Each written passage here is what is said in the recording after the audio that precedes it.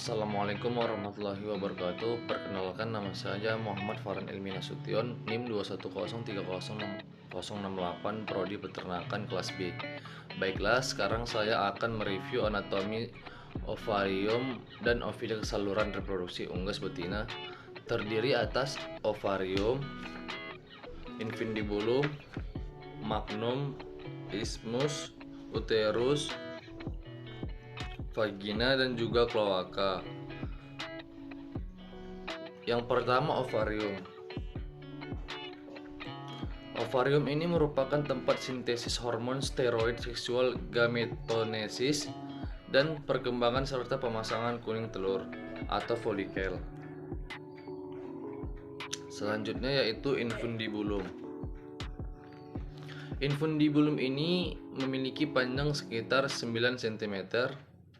Infundibulum ini juga berfungsi untuk menangkap yolk yang telah matang yang berasal dari ovarium sehingga yolk bisa masuk ke dalam oviduct. Selanjutnya menuju ke magnum. Magnum ini memiliki panjang sekitar 33 cm yang berfungsi untuk sintesis albumin kental dan cair serta sintesis galaza. Proses ini berlangsung sekitar 3 jam. Selanjutnya yaitu ke isthmus.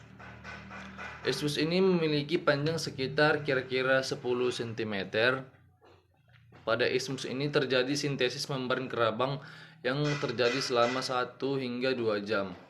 Selanjutnya masuk ke uterus. Uterus ini memiliki panjang kira-kira 10-12 cm.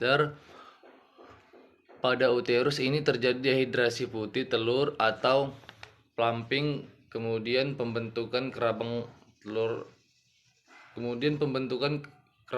Proses ini memakan waktu sehingga 18-21 jam.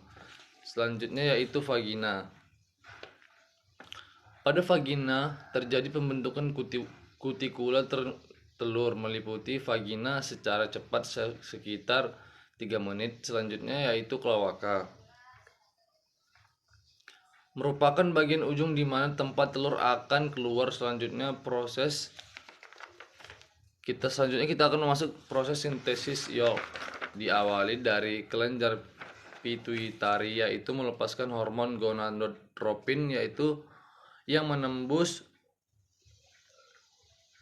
ke thecal layer, kemudian akan menghasilkan hormon estrogen yang dinama hormon estrogen, yaitu berfungsi untuk mensintesis bahan penyusun yolk yaitu asam amino, fosfor, kalsium, dan juga lipid.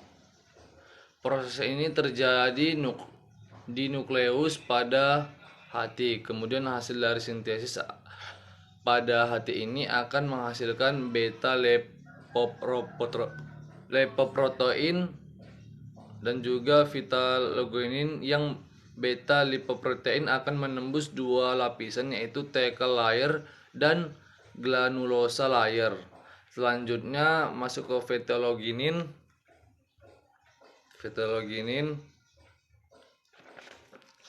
di mana akan menembus 2 lapisan yaitu thecal layer dan granulosa layer sehingga akan menghasilkan yolk. Selanjutnya saya akan menjelaskan proses sintesis albumin.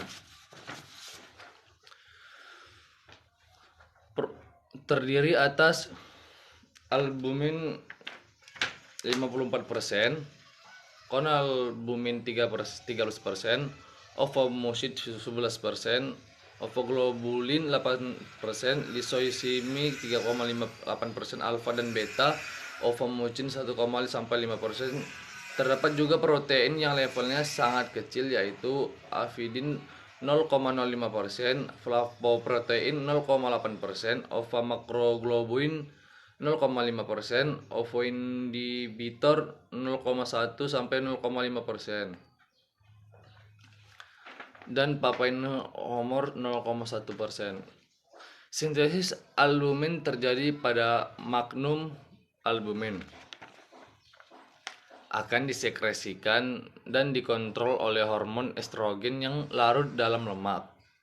Molekul estrogen ini akan meliputi membran sel dan diikat oleh reseptor estrogen. Reseptornya tidak menjadi aktif sehingga menjadi 5 detik kemudian masuk ke dalam nukleus, berinteraksi dengan kromosom menyebabkan gen tertentu dibentuk menjadi mRNA. Kemudian mRNA akan keluar dari nukleus menuju ribosom dan ditranslasi menjadi protein spesifik berupa asam amino sehingga menghasilkan albumin dan protein khas lainnya. Proses ini berlangsung selama 3 jam. Selanjutnya yaitu proses sintesis pada kerabang. Di dalam kerabang terjadi uterus selama 18 hingga 21 jam. Sintesis cabang terjadi dikarenakan adanya ion kalsium dan karbonat yang berada di dalam plasma darah. Yang karbonat ini berasal dari hasil metabolik mukosa sel kelenjar kerabang yaitu CO2 ditambah H2O menghasilkan asam karbonat yang dibantu oleh enzim karbonik anhidrase.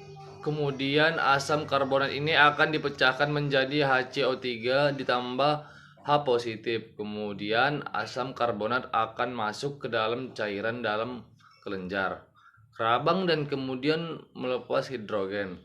Lalu kalsium dari plasma darah akan masuk ke mukosa sel kerabang, kemudian masuk ke cairan dalam kelenjar kerabang, kemudian bergabung dengan CO3 negatif menghasilkan kalsium karbonat yaitu kerabang telur. Sekian dari saya. Assalamualaikum warahmatullahi wabarakatuh.